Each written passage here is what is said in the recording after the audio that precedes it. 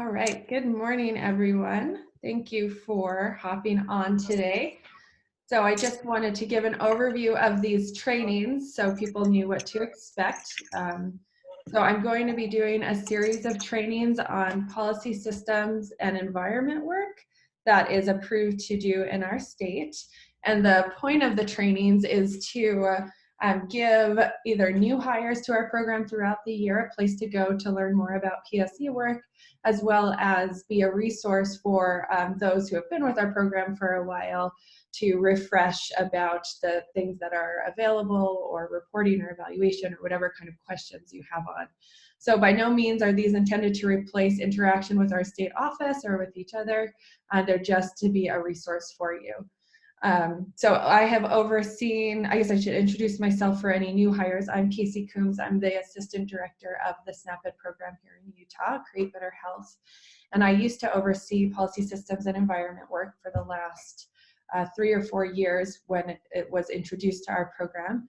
I'm turning the reins over to LaCee Jimenez in our office, so she'll be your point contact for all of your PSE related questions moving forward. But I thought I'd just put together these trainings as a resource again for everybody. So today is the first in a series of trainings, and this is today's training is PSE's 101, so just a general overview to PSE work in general, and then an introduction to the approved strategies for our program. And then following this one, there'll be a training on the 3 approved interventions: create healthy schools, create healthy pantries, and create healthy stores for our program. So you can log on to those, and there'll be much more detailed overviews of getting started on those programs, implementing them, reporting and evaluating them as well. But for today, PSE 101, we're going to look at what is PSE work. It's something that is definitely new to a lot of people. We think of nutrition education as direct education, teaching people in group classes, but as we know, our program is much more than just teaching group classes. We'll go over the PSE Pick List and the PSE Strategy Action Plan form, which are resources for you to identify things you can do in your community. We'll look at ways to approach choosing the best PSE work in your community, an overview of evaluating and reporting this work. Again, you'll get specific details on the specific interventions in the following trainings. Keys to success that we've seen over the years, what creates a successful PSE intervention. A question that comes up a lot is identifying PSE versus indirect activities, so we'll touch on that today. And then we'll look at the PSE resources available through our program, as well as from some other places around the country. So just as a reminder, or if you're a new hire, Create Better Health, the SNAP-Ed program here in Utah, takes a comprehensive approach to obesity and chronic disease prevention. And what this means, as I alluded to earlier, we don't just teach people how to make healthy choices. That's a really important part of our program, and historically it's been the longest running component of our program. But about I guess 9 years ago at this point, with the Hunger-Free Kids Act, it was recognized that if people have the knowledge and the skills to make healthy choices, yet they live in locations and communities where they don't have access to the resources necessary to do that, then that education could not be implemented. So in order to address that, we have multiple components to our program: the direct education, the PSE work, and we'll talk about the goals of that, but basically creating communities where they have access to healthy foods and physical activity opportunities. Indirect and social media contacts, so often one-time contacts with participants, increasing their awareness of our program or teaching them one brief nutrition topic, or sharing things on Facebook or Instagram or those other platforms. Social marketing, creating a message environment in communities where people are reminded of the importance of creating better health and some tips on how to do so. And then direct education for youth, so along with the adults.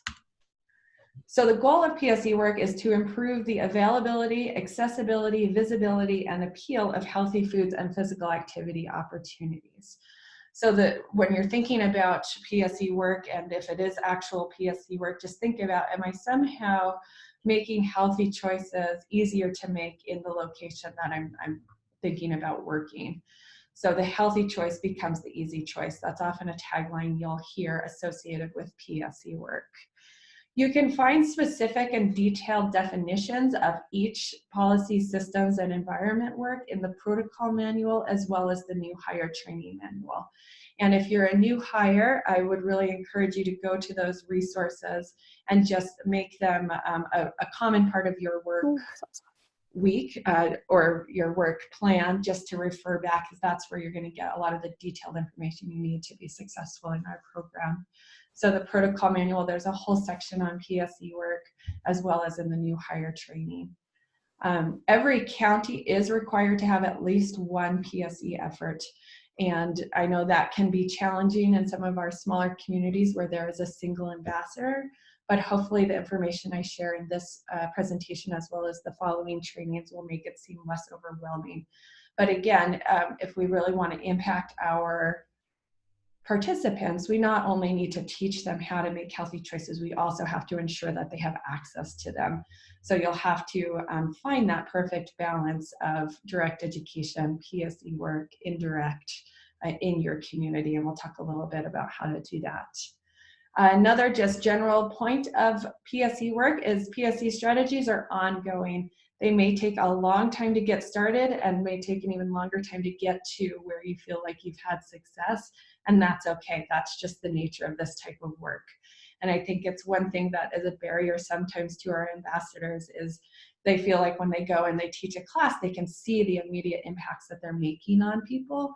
Where PSE work, it's a little bit harder to witness the impact that you're having, even though we know that PSE work is a really important part of helping people make healthier lifestyle choices.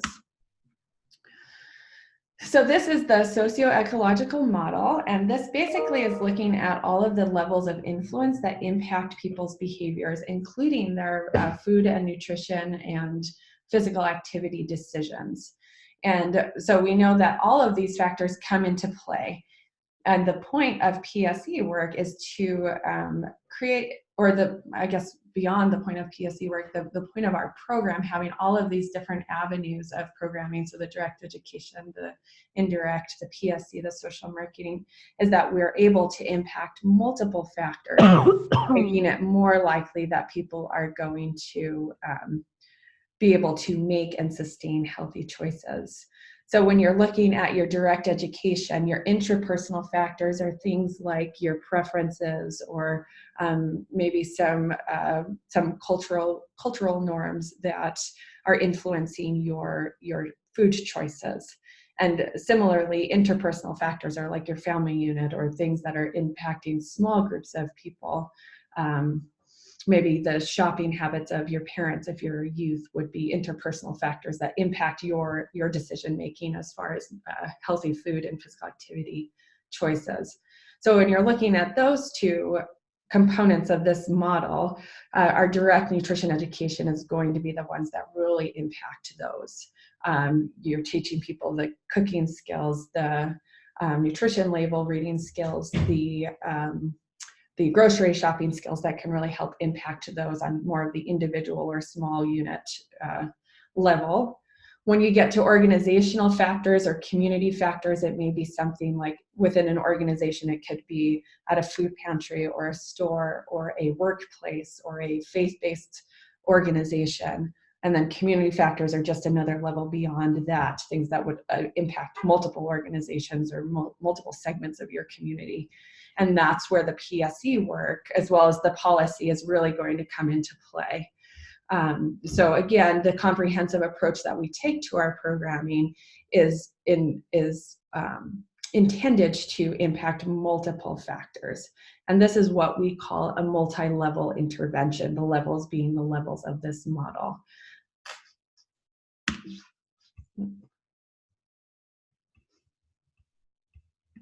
Okay.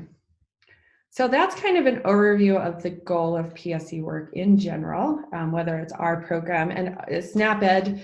It is a required part of SNAP-Ed nationally. but we're certainly not the only public health nutrition program that implements these types of strategies. Many other programs that fall under the advisement of the CDC, including the health department, have arms of their program that focus on PSE work. It may not always be called PSEs, but if you say policy systems and environment, most people in the public health field will know what you're talking about. So in order to streamline the PSE selection process in our state, because we know it can be daunting, like where do you even start with it? We have a PSE Pick List that's updated every year. And what the PSE Pick List is, it is a list of approved strategies for 2020. So as many of you know, we are a grant-funded program. And when you work for a grant-funded program, the cycle is you outline what you intend to do for the grant during the application process. And you say, if we are funded the money, we are going to teach these curriculum, we're going to implement these PSE strategies, we're going to do these social marketing campaigns. You apply for the grant and you get approved for doing those strategies. So in other words, we have been approved to do the strategies on this PSE Pick List. So to use the funding that we receive from the federal government, these are the things that we are able to do.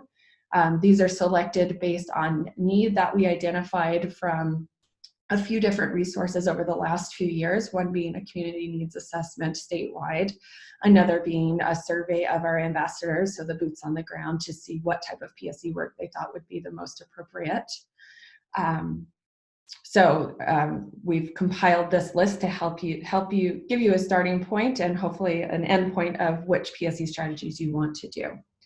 So if you select one of these PSE strategies from the pick list, you do not need prior approval from the state office to go ahead and get started on them. Also, all of the strategies on the pick list, all of the materials you need are available on the staff website, and you can order them through the supply order form.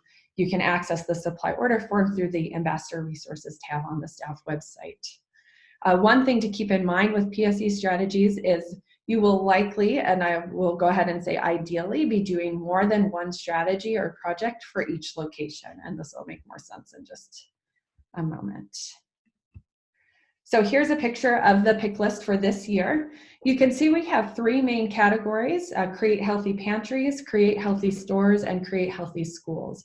So those are the three types of locations that we're targeting this year. So again, these are the three locations that we are approved in our grant to be working in with our PSE work. You can also see under the approved projects list, there's multiple projects you can do to improve the environments, the food environments on all of these three types of locations. So for create healthy pantries, you can do healthy food drives, which include buy dinner or produce for your neighbor. You can work with community gardens and get the excess produce donated to the food pantry to increase the amount of fresh produce available. Or you can do our Thumbs Up for Healthy Choices nudge program in pantries. Create healthy stores, the approved intervention or project is the Thumbs Up for Healthy Choices in retail settings. And then create healthy schools, you can work with Smarter Lunchrooms movement or school gardens. And again, there'll be trainings on all of these specific interventions that will be recorded in the next little while for you to refer to. So I'm not going to go into much detail here.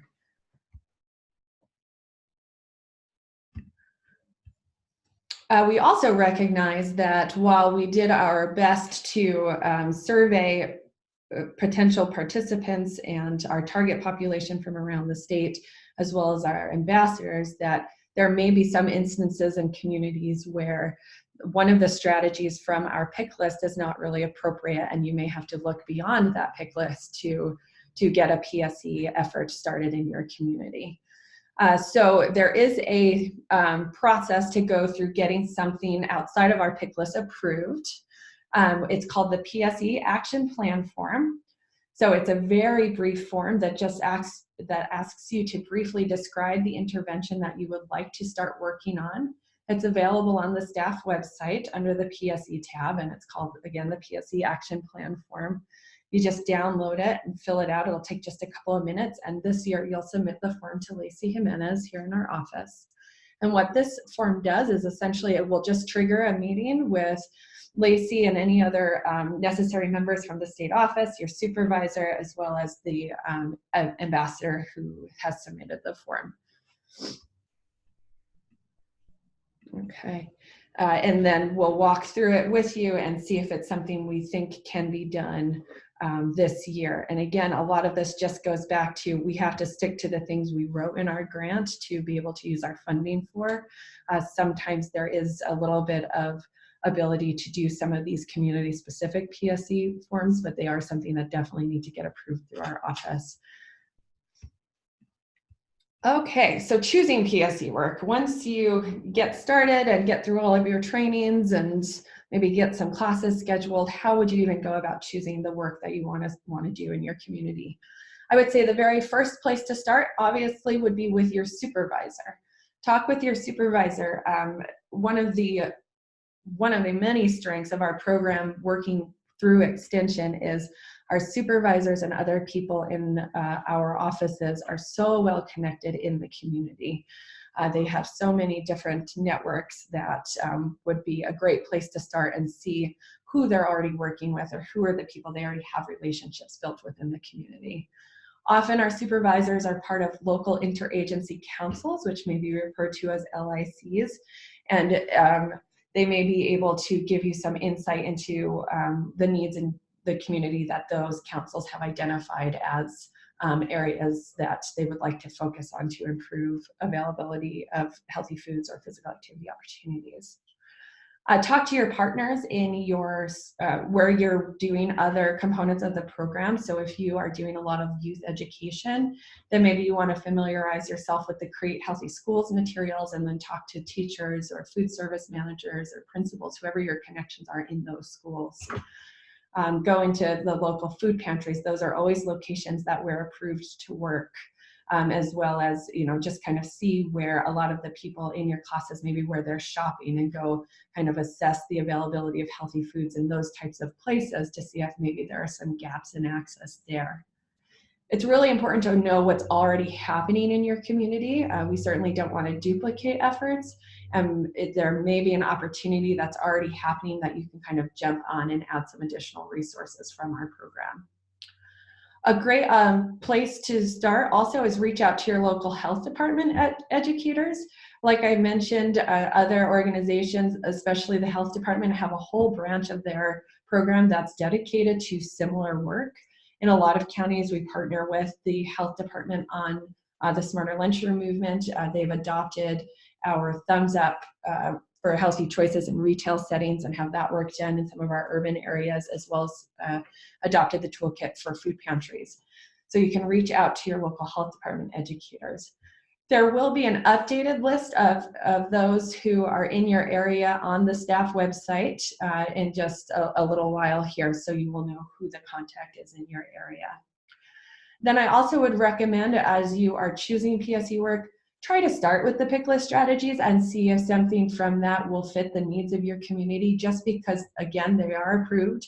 All the resources you need to get them started, implement them, evaluate them, and report them are available. So that would be the best place to start and the way you could probably get the work started the quickest versus a unique one to your community.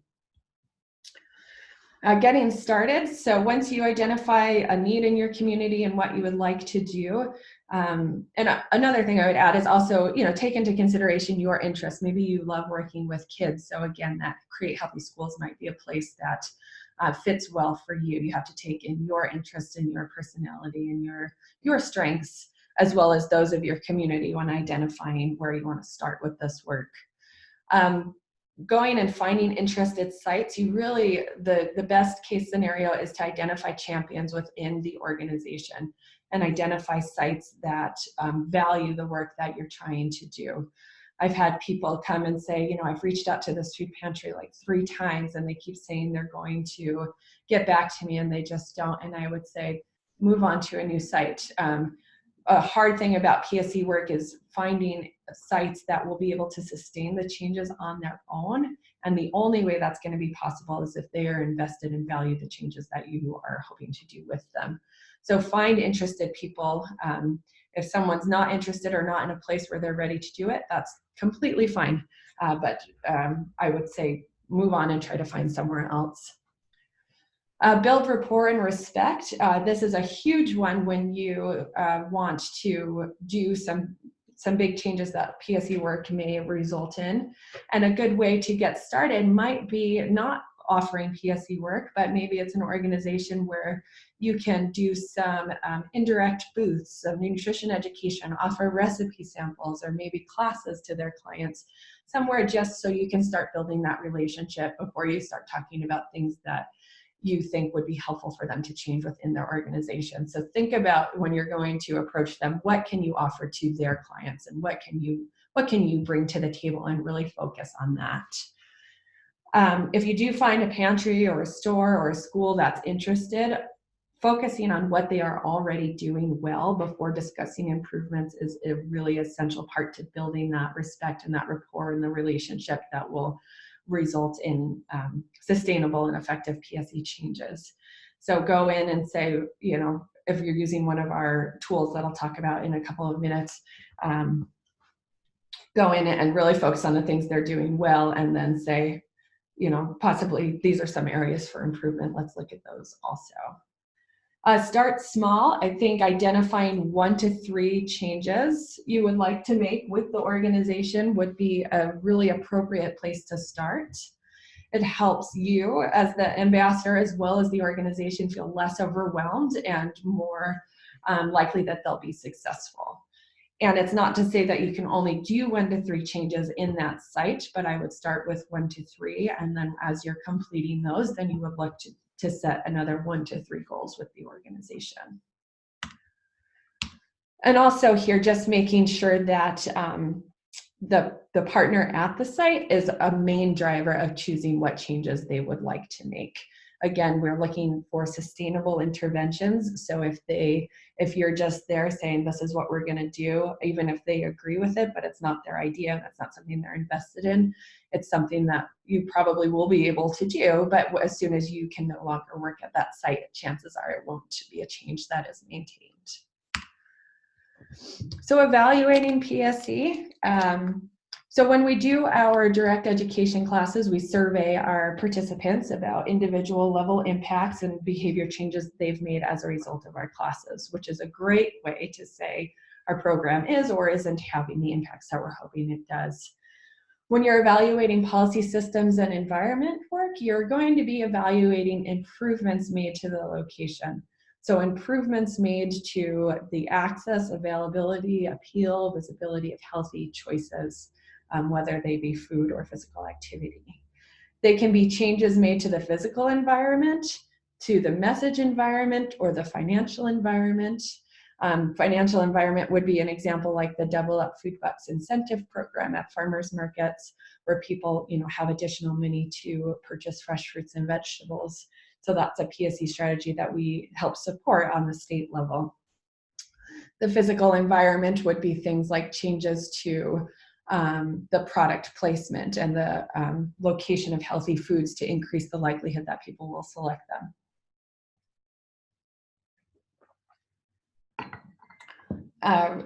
Next, the way that we do evaluate our PSE work, because it's difficult to get that individual level impact of PSE, just because a food pantry can reach hundreds of people in a week, or a store could have 1,000 customers that come through in a 2-week period.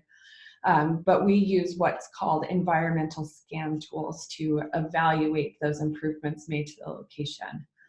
The tools are tools that are validated and are accepted at the national level, that are tools that can accurately capture changes made to the food environment to improve access to healthy foods and physical activity. The way you use these tools, and I'll talk about the specific tools in the follow-up trainings on the different interventions, is you conduct the tool at least twice within 1 year. You conduct a baseline score at the beginning of your work, and you'll use the tool, and they're kind of like scorecards or surveys that you go through, ideally with the partner that you're working with at the facility. And you, again, see the things they're doing well, and then the things that they are, that could be improved. And they would get a score at the beginning or during your baseline. The score is not used to compare them to other locations. It's just a way to say, this is where we're starting. Maybe we're starting at a 65 out of 100. The other point of these baseline scores is you go through and you see what they're doing and what improvements could be made, and then you can share the tool with the partner and say, so they can look at it and see what are ideas that could be made, that could be improvements made to their location.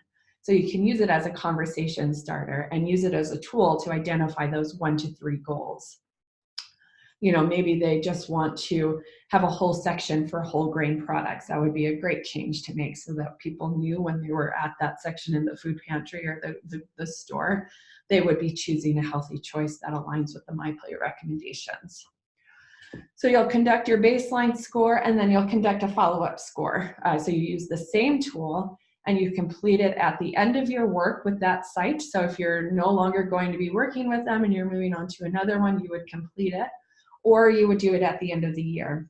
I would say most of our PSE efforts here in the state continue year to year. So you just want to be able to measure the changes you made in that fiscal year. And hopefully you'll see a few points of improvement because you have worked with that location to make some positive changes to the environment. This isn't to say that you couldn't do another score in the middle of the year to kind of show those steps of improvement. That would be up to you if it's something that works for you and the partner, but it is required that you do the baseline and the follow-up score, and those things are required to be reported in pairs, which is a perfect segue. So reporting PSE in pairs, this is one of the modules that can be a little tricky. There's a lot of questions. The nice thing is you just fill out one PSE entry per site per year. So you will have one PSE entry, like if you're working in a food pantry, you will just have one PSE entry for that food pantry. And this is the case if you are in a county with multiple educators, you would still have one, and then all of your educators could access it and add their information to that one site. This is also the case if you're doing multiple projects in that location. You would do that, you would capture all of those different things under this one entry. So for example, if you were working in a food pantry, and you're doing healthy food drives, you're using Thumbs Up, and you are doing community garden work, you would still just have one for your food pantry, and then you would capture all of those things within that entry. There are very detailed instructions in the protocol manual how to go through and think about filling out each of those questions. There's questions about the interventions that you use, the strategies that you've used, the changes that have been adopted. A lot of that information you will get from the assessment tool, but there are, again, detailed instructions on how to go through and think about how to answer those questions. We can't just say for all food pantry work, this is exactly how you would fill out the PSE entry, because everyone's doing slightly different interventions for each of their sites. But I think those instructions will be helpful. And those are in section 8 of the protocol manual. One thing that's new this year is last year, as the interventions in pairs, we had things, you were able to choose Thumbs Up for healthy choices as one of the interventions. This year, because we are going to multiple interventions for the same site, the intervention list are create healthy pantries, create healthy stores, and create healthy schools. So you will just choose that from the intervention drop-down menu based on the site that you're working in. For these entries, you'll continuously update the entry throughout the year. So there's a comment section or a comment box on the general information page, so the first page in the entry, where we ask you to go in as you are going to the food pantry and just put a little bit of information about the date and what you did. So if you were at a food pantry on October 9th, you put October 9th, I was there for 2 hours and I updated the shelf talkers, or I sorted food into different sections based on their, if they were low sodium or whole grain or whatnot. So just tracking those small scale activities within that site. And again, this is all in those detailed instructions.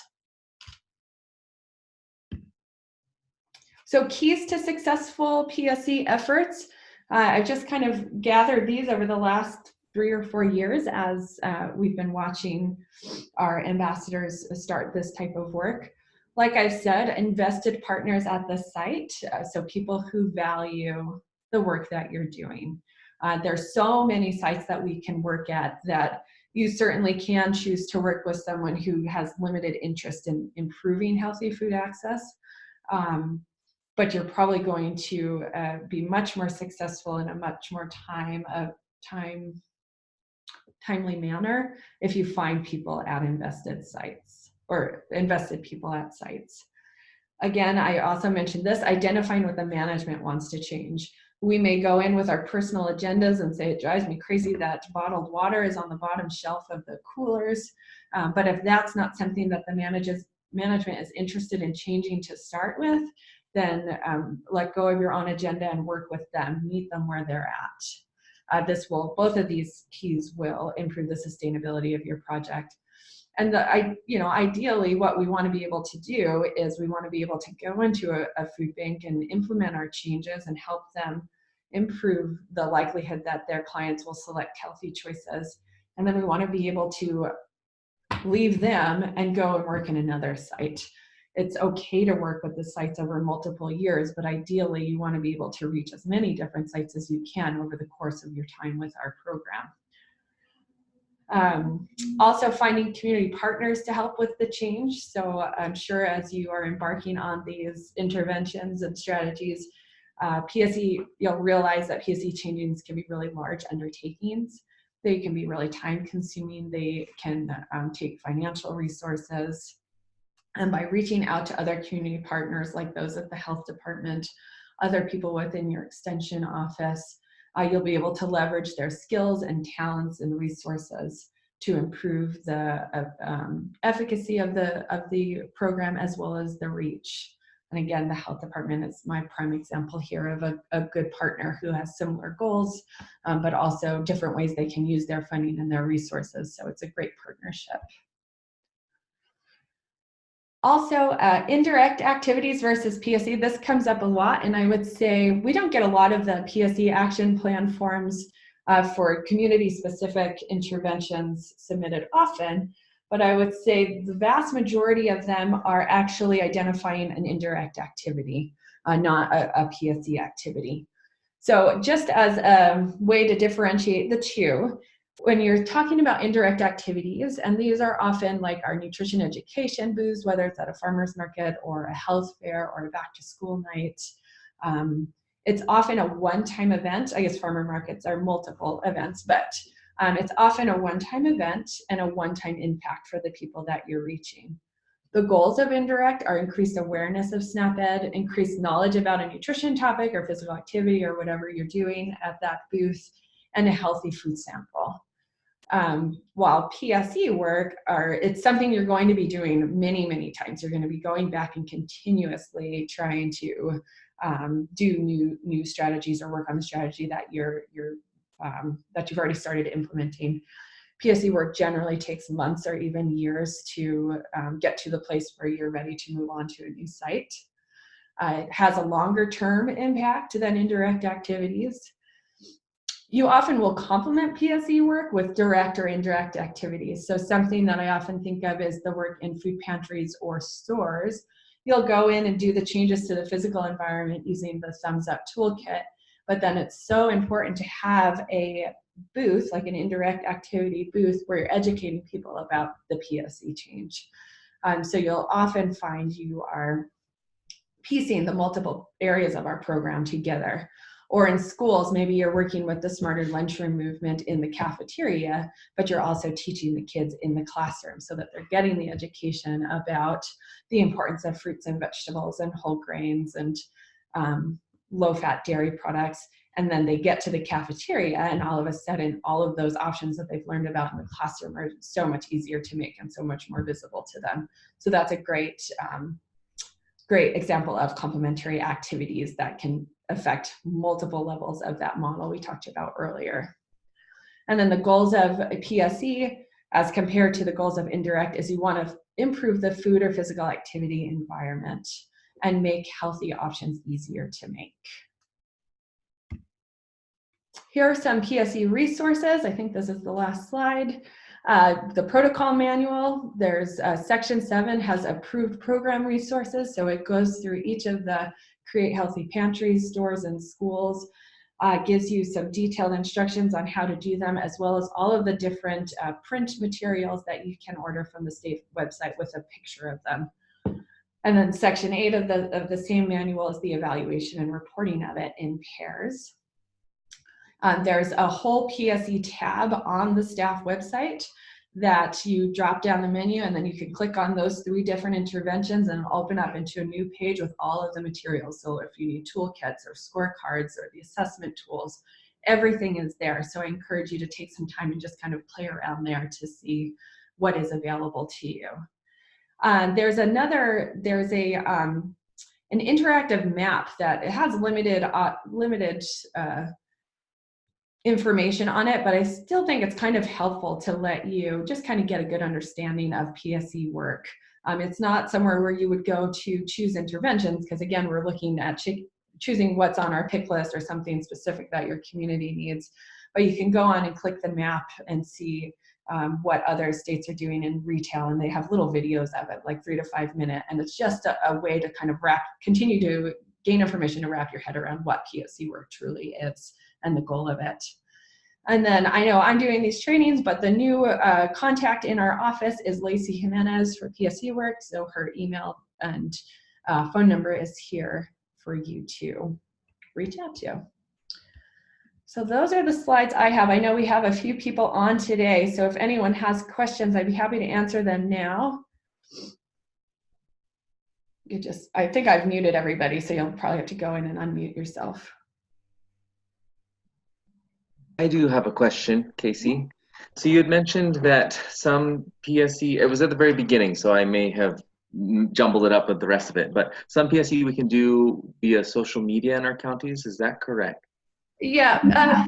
If that's the case, do we have to work with Jocelyn and LaCee? How does that? Yeah, so it's always a tricky one, the message environment that you can impact. That would be in support of a PSE effort. So, if you're doing the Thumbs Up program, like Paola does this in Cash, she does the PSE work at the retail center and at the retail sites, and then she'll do like live videos streaming from when she's there and talks about the shelf talkers. Okay, and the live video would just be reported under the PSE activity. Yeah, there is a place within that PSE entry where you can click complementary activities you're doing. So you would click indirect in that section, so they would know that you could tie that to an indirect activity on social media. Okay. Does that make sense? Yeah, thank you. So yeah, the social media wouldn't be PSE in and of itself. It could support PSE. Perfect. Any other questions?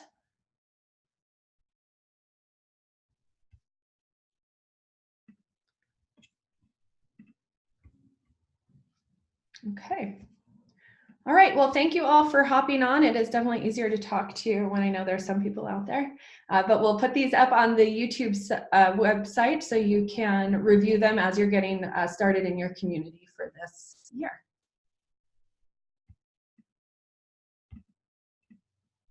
Have a good day. Thanks, bye. Thanks, Casey.